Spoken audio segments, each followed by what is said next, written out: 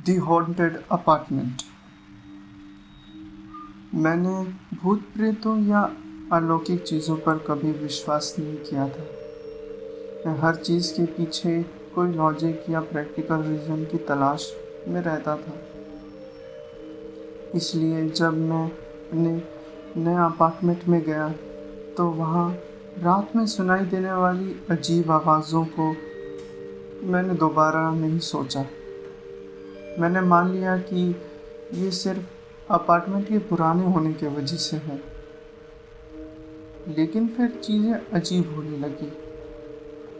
मैं आधी रात में जाग जाता था और पाता था कि मेरा सामान अलग अलग जगह चला गया है। ऐसे हर रोज़ होने लगा। पहले मुझे लगा कि मैं चीज़ें भूलने लगा हूँ, लेकिन फिर और अजीब घटनाएं मेरे सामने आने लगी।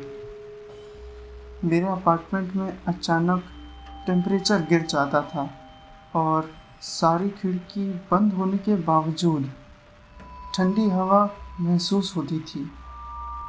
एक रात मैं उठा तो मैंने पाया कि मेरे बिस्तर के साइड में एक अजीब सी परछाई दिखाई दे रही थी। वो परछाई किसी इंसान जैसी थी, लेकिन मैं उसका चेहरा नहीं देख पा रहा था। मैं उसको देखकर बहुत डर गया था और डर के मारे मैं ना ही हिल पा रहा था और ना ही कुछ बोल पा रहा था। और वो परछाई वहीं खड़े मुझे लगातार देख रही थी। कुछ देर तक वो मुझे देखती रही, जब तक कि वो हवा में कहीं गायब नहीं हो गई। इससे मैं बहुत ज़्यादा डर गया था।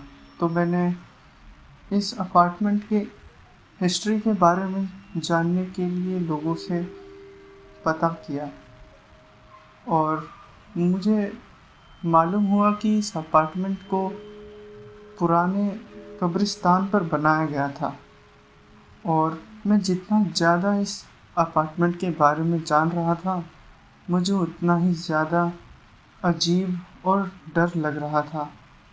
एक रात मैंने अजीब घटनाओं को कैद करने के लिए अपने अपार्टमेंट में एक कैमरा लगाने का फ़ैसला लिया और मैं अपने बिस्तर पर सो गया। अगले दिन जो मैंने देखा उसकी मुझे बिल्कुल उम्मीद नहीं थी। फुटेज में मैंने देखा कि वो परछाई मेरे अपार्टमेंट के चारों ओर घूम रही थी और मेरे सामान को छू रही थी। उसके बाद उस परछाई ने मेरे कैमरे में देखा और जो मैंने देखा, मैं उससे पूरी तरह शॉक में चला गया। उसका चेहरा बिल्कुल मेरी तरह था और उसके चेहरे में कुछ अजीब सी डरावनी सी मुस्कान थी, जिसे देखकर मैं बहुत डर गया और मेरे फुटेज में ग्लिच होने लगा। और ग्लिच ख़त्म होने के बाद मैंने देखा कि मेरे अपार्टमेंट में वो नहीं था। उसके बाद मुझे समझ में आ गया कि इस अपार्टमेंट में कुछ सुपरनैचुरल हो रहा है। इसके बाद मुझे पता चला कि इस अपार्टमेंट में अब ज़्यादा नहीं रुका जा सकता। इसलिए मैं यहाँ से जल्द निकलने लगा। मैंने अपना सारा सामान पैक किया और अगले दिन निकल गया। उसके बाद मैंने उस जगह को वापस कभी मुड़कर नहीं देखा।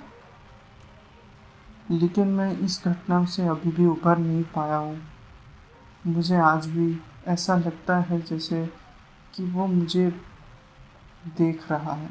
लेकिन ये सुनने में बहुत पागलपन लगता है, लेकिन मैं सच कह रहा हूँ, ये सब मेरे साथ सच में हुआ था और मैं ये सब वापस कभी एक्सपीरियंस नहीं करना चाहता।